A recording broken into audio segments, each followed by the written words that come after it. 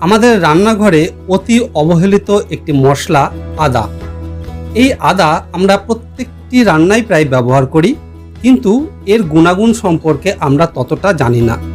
এর গুণাগুণ জানলে আর একে কিন্তু অবহেলা করা যাবে না। অনেক গুণ এই আদার। চলুন জেনে নিই আদার কি কি গুণ আছে। আদার প্রধান যে উপাদান সেটি হলো জিঞ্জারল। এই জিঞ্জারল একটি অ্যান্টিঅক্সিডেন্ট হিসাবে কাজ করে। এটি আমাদের হজম শক্তিকে বাড়িয়ে দেয়। যে কোনো জিনিস হজম করতে অনেকটা সাহায্য করে এই জিঞ্জারল। জিঞ্জারল ক্যান্সার সেলকে মেরে ফেলে ক্যান্সার প্রতিরোধে সাহায্য করে। তাহলে ভাবুন কতটা উপকারী এই আদা, আর আমরা এর উপকারিতা না জেনেই কিন্তু খাই, প্রত্যেকটি রান্নায় এই আদাকে ব্যবহার করি। আদার আরও অনেক গুণ আছে, চলুন আস্তে আস্তে জেনে নিই। আদা স্ট্রেস কমাতে সাহায্য করে। আমরা যখন ক্লান্ত হয়ে পড়ি, আদা খেলে সেই ক্লান্তি অনেকটা দূর হয়। আদায় আয়রন আছে, কপার আছে, ক্যালসিয়াম আছে, ম্যাগনেসিয়াম, জিঙ্ক, ফসফরাস, পটাশিয়াম ও সোডিয়াম আছে। তাহলে এবার জেনে নিই এইগুলো আমাদের শরীরকে সুস্থ রাখতে কিভাবে সাহায্য করে। পটাশিয়াম আমাদের হার্টের স্বাস্থ্য ভালো রাখে। জিঙ্ক আমাদের নার্ভকে সতেজ রাখতে সাহায্য করে।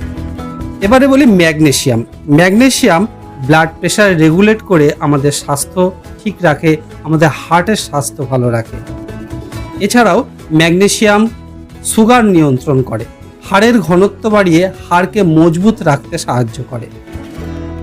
ফসফরাস হাড় ও দাঁতকে ভালো রাখে। আয়রন ও কপার এই দুটি উপাদান রেড ব্লাড সেল অর্থাৎ আমাদের যে লোহিত রক্তকণিকা আছে সেই লোহিত রক্তকণিকা তৈরিতে বিশেষভাবে সাহায্য করে। ক্যালসিয়াম সরাসরি আমাদের হাড়কে ভালো রাখতে সাহায্য করে, হাড়কে মজবুত করে এই ক্যালসিয়াম। সোডিয়াম সেল ফাংশন ঠিক রাখে, সেলকে সুস্থ সুন্দর রেখে সামগ্রিকভাবে আমাদেরকে সুস্থ রাখতে সাহায্য করে এই সোডিয়াম। এছাড়াও আদার আরও অনেক গুণ আছে। আদার আরেকটি গুণ হলো নশিয়া অর্থাৎ বমি বমি ভাব আদায় কমে। বিভিন্ন ধরনের নশিয়া হতে পারে, অপারেশনের পরে অনেক সময় এইরকম বমি বমি ভাব আসে, সেটি কিন্তু আদা খেলে অনেকটা কমে। তাছাড়াও কেমোথেরাপির পরেও অনেক সময় নশিয়া হয়, সেই নশিয়াও আদায় কমে। প্রসূতি মায়েদের সকালের দিকে অনেক সময় বমি বমি ভাব হয়, সেই বমি ভাবও কিন্তু আদায় অনেকটা নিয়ন্ত্রিত হয়। আদায় ব্যথা বেদনা কমে, তা সে যে কোনো ব্যথাই হোক না কেন, গাঁটের ব্যথা হোক বা মাসেল পেন হোক, যে ব্যথাই হোক, আদা অনেকটা নিয়ন্ত্রণ করতে পারে।